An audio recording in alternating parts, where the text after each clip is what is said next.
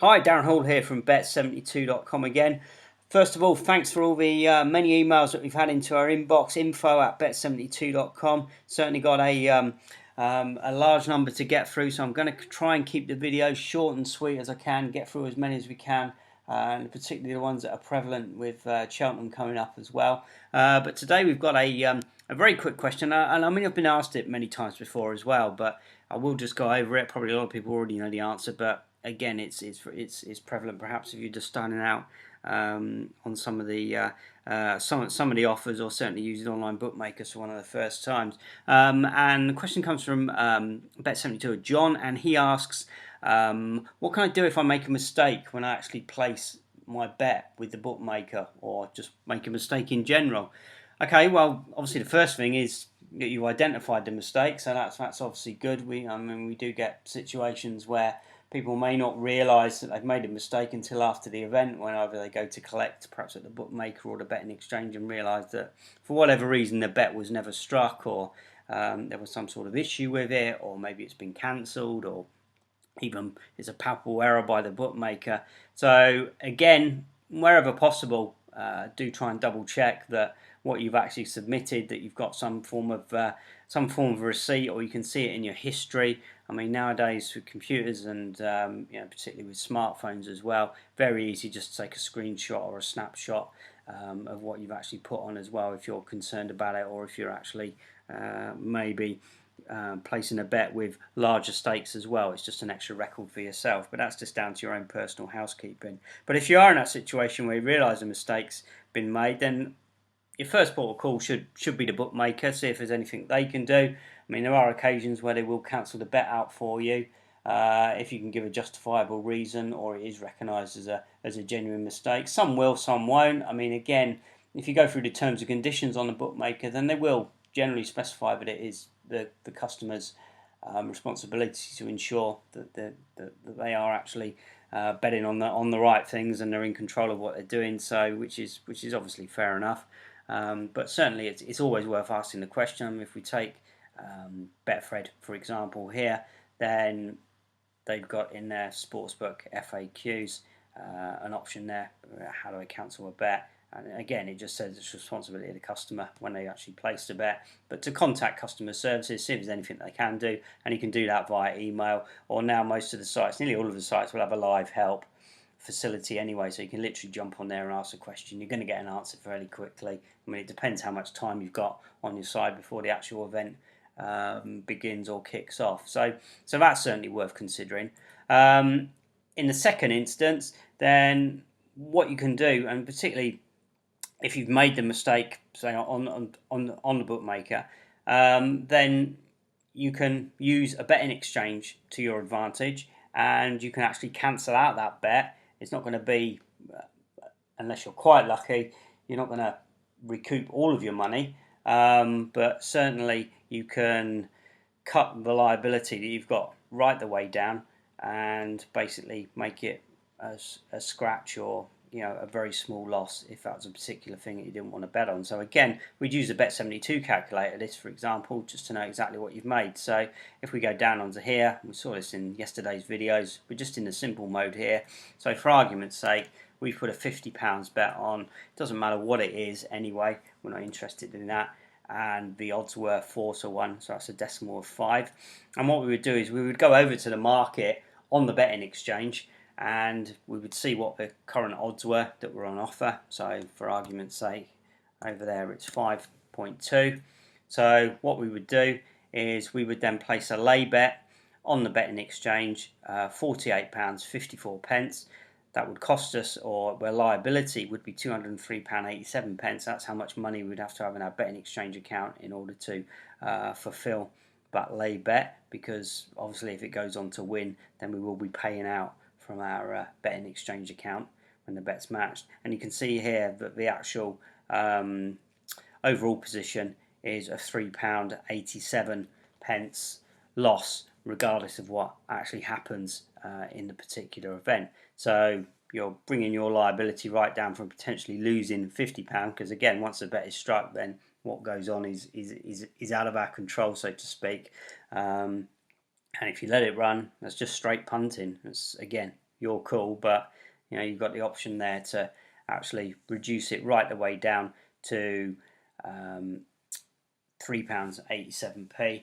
And obviously you can adjust those figures as you want. So if you wanted to bring it down so it was 0 when the bookmaker when the if the bet won at the bookmaker, then you can actually use our calculator in advanced mode, and there's some sliders on there which will adjust the figures down and across depending on how you want to do it. But if we're just talking about splitting it across for two, and that would be your simplest way. So again, the betting exchange can be your friend in that way, and it will actually, okay, it's cost you nearly £4, but it's better than having a £50 mistake and you lose that money and it's never coming back.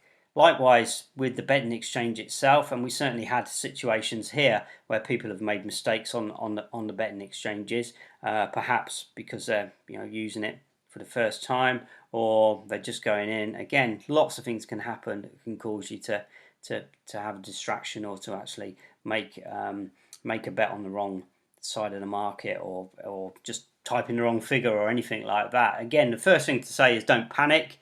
There's always a way out.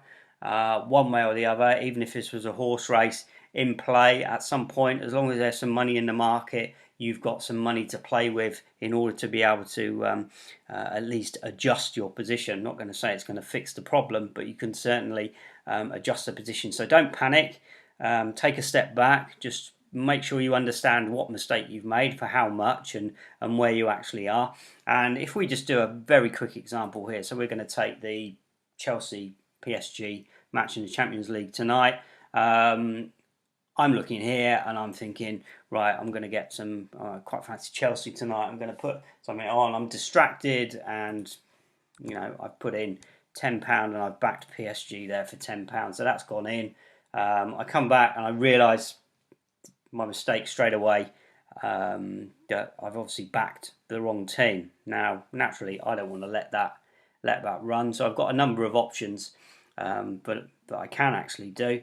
But basically, again, I can just use the betting exchange in order to rectify my mistake. The obvious way, or the quickest way to kill that bet, if you like, once it's actually in there, because it is actually been matched. This is the thing: if we've actually gone in and matched on a particular price, then the bet is in there and it has actually been matched. So we can't extract that back out of it. It's not like we're going in and asking for a price. For example, if we had Chelsea there and we wanted to back Chelsea at 3 odds of 2 to 1, 3, we put that bet in, it goes into the market, but you can see there nothing's actually happened to our figures because it's unmatched, because we've not actually reached that price in the market yet. So we realised, well, we didn't actually want to do that. We can cancel it, extract the bet back out again. It's made no difference at all to our position, what's actually there.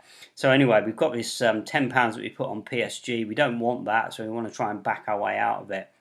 Quickest way would just be to lay back for exactly the same stake, which would then that would obviously cancel the liability, because then we're going against PSG, so it takes the liability off of Chelsea and off of the draw. Basically, if PSG go on to win, then we will lose 20 pence. But what you've got to think here is that if either of the other two outcomes occur, then we don't lose anything. So again, straight away, we've mitigated a lot of our potential downside. And again, we've taken the fact that we could potentially lose £10 if Chelsea win or the match is a draw, down to 20p if PSG actually go on to win. And naturally, we can actually adjust this to basically make the bet smaller and actually have a lower liability on the selections there. So we can take that down right the way down to the fact that we lose 10p on Chelsea. We would lose, I'm going the wrong way here, aren't I? The smallest we're going to get, we could, if we want to mitigate it down to PSG to be 0, then it's 0. If PSG go on to win, lose 12p. If Chelsea win, lose 12p if it's actually a draw. Or we could just hedge that amount across all three of them in order to cut our liability right down there. So we would do something like that. So we would then, I don't think it's going to tweak here. So we're looking at a 7 or 8p loss across the board there. Now again, if this was larger stakes, or perhaps it was a position where you've just typed in a totally ridiculous figure and you need to back out of it, but obviously because of the difference in odds, then straight away you're going to be losing something. So what you could do, again, you could look at this and say, right, well, I've backed PSG there, so I'm going to try and get back out at the same price. So what you do is you actually ask for a price and you queue for a price. So instead of laying it for what's actually there, we join this queue of money here in the hope that the price on PSG is going to contract, or more people are going to be wanting to back them, and therefore we can get our bet matched and we can get out for zero. So if we actually type £10 into there, all we're doing is literally the reverse of what we just did earlier when we made our mistake. Now, there's no guarantee this is going to get matched. The price could start going the other way, and then that's a problem because the bet can then start to run away from you. So you've got to be mindful of that. And in essence, this is what trading is all about, and all we're doing is backing and laying between two different prices and hoovering up the difference in between. But we could do that. I mean, we've got a few hours now before kick-off. Nothing's actually happened there, and our bet is now just sat in there waiting to be matched. So if it gets matched, then we've got zero liability on anything there. Our mistake has been undone, and we've used the betting exchange in order to correct our error. So you've got a number of options. The main thing certainly is not to panic. If you've got a betting exchange and you've got some funds in the betting exchange, then you've always got a way out of a bet that you may have placed by mistake. Okay, I hope it was useful, and I'll speak to you again soon. Cheers, bye-bye.